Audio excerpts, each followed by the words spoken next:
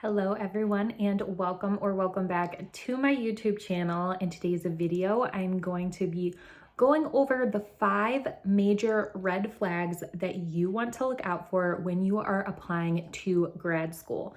Now, I personally went to a clinical mental health counseling program and I am an LPCCs, but I do think that this advice could be more broadly applied to most helping professionals, specifically social work and marriage and family therapists, because there are a lot of similarities to our course loads and there are some tricky little things that are not so great about our field, and I want to make sure you go into grad school with your eyes wide open and you know what you're getting yourself into and what to ultimately look out for.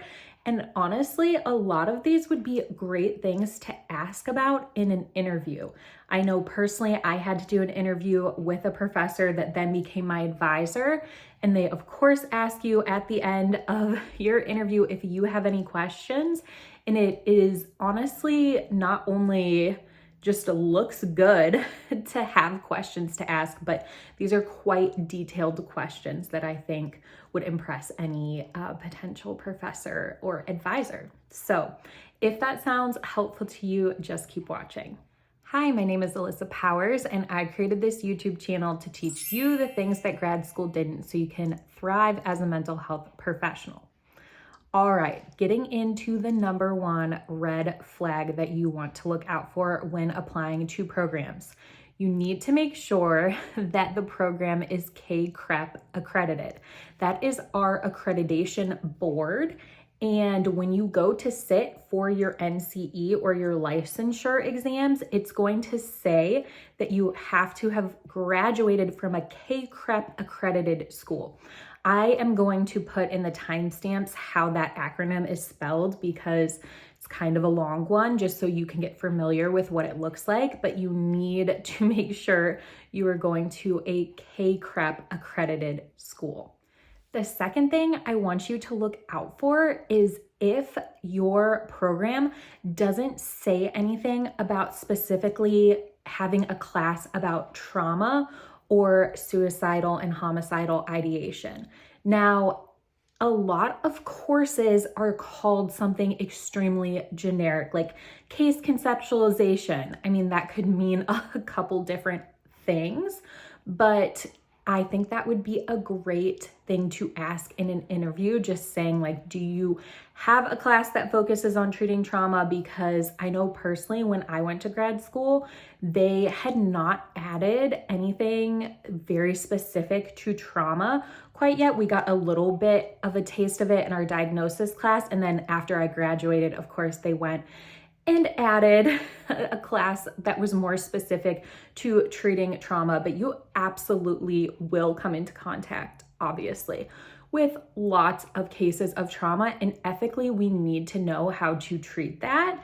And the same thing with SI and HI, which my program did do a great job of, but those are huge red flags. If you do not see anything in the course load about those topics, I would say that you need to dig further and make sure that those things are included. The next thing that I think could be a potential red flag is if your university is not going to help you get placed for your practicum or your internship.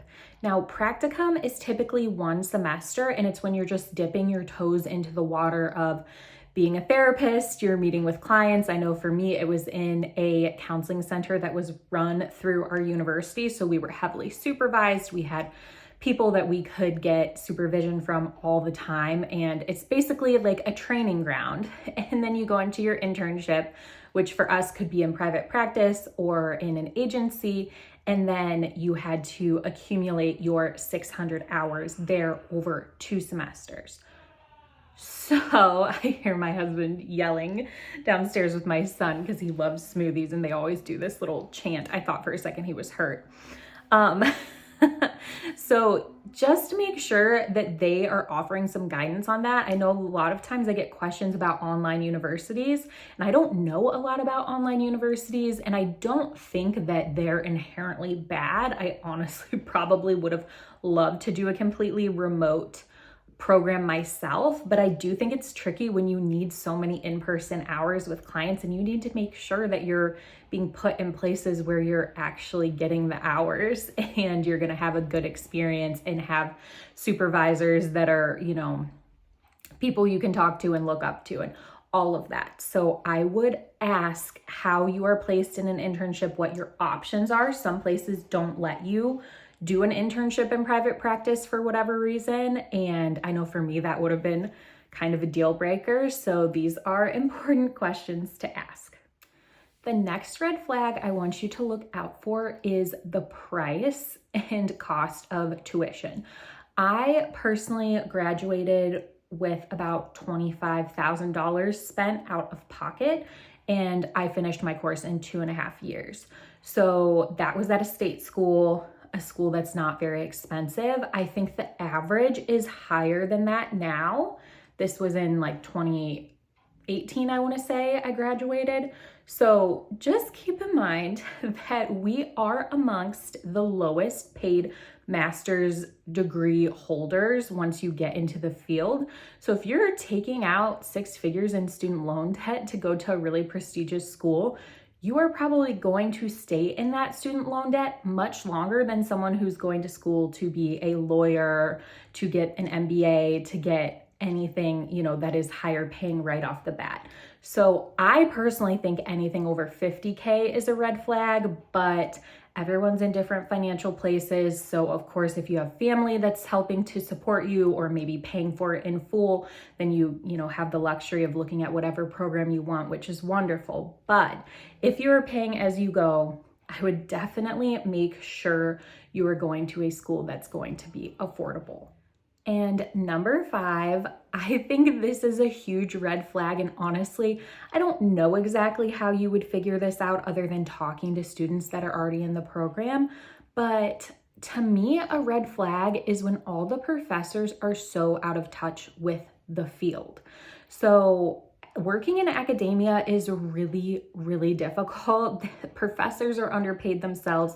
Oftentimes they've had to move their entire family to, work at a specific university. Just the jobs are not plentiful for them. So a lot of them have been in academia for 30, 40 years and are so out of touch with what the current counseling and therapy field even looks like that I just think that is a huge red flag. I know the professors that I connected with most in grad school were the ones that had a little private practice on the side and they still met with clients, or some of the younger professors that had just come out of the field, they ended up getting their PhD and now they're teaching. But some professors that have just been professors for so long, the field has changed a ton, and it's frustrating when you're paying for someone's expertise to have them have such an outdated perspective. Okay, that was my 5, but I wanted to give you a little bonus tip that I think is important to note. Some schools are going to expect that grad school is your full-time job and that you are devoting all your hours to grad school and you're not working part-time and you're not working full-time. Now, my classes all started at 4:25 in the evening, went to 7:05 for the most part, and working part-time for me was doable, but it was still extremely, extremely hard and time-consuming. I will say it a million times. The clinical mental health field, the program itself is not difficult. It's just time consuming. I have a video coming out about this in a couple of weeks, but you really want to go to a school that's going to be understanding of your own financial situation. I personally paid for grad school out of pocket. I didn't have someone funding it as I went, and I didn't want to take out more student loans. So I had to work and I made it work. I got good grades and was able to graduate in record speed. But I think that there's a huge flaw with that mentality that says like, oh, only the people who can afford to just do grad school should be the ones to go. And I don't think they can really discriminate against you for that, but do you see how that just makes the more and more privileged people able to do this field, and then the less and less privileged people not be able to accomplish these things? It's just not fair, because some people, they just have to work, and that's the end of the story. So those are things to look out for. I hope that this helps you so much going into your grad school interviews and even just looking at potential programs online. A lot of these things you could just do a deep dive on their website and kind of figure out what's going on. I know I looked at my alma mater to see, and they definitely had the CACREP stuff. They had a list of the courses. I could tell if there was a course on trauma, all of that good stuff. So a lot of this you can definitely do. If you like this kind of content, I would love it if you would stick around and subscribe. It helps my channel so much. I make content about all kinds of therapist-y things, and I will see you next time. Bye.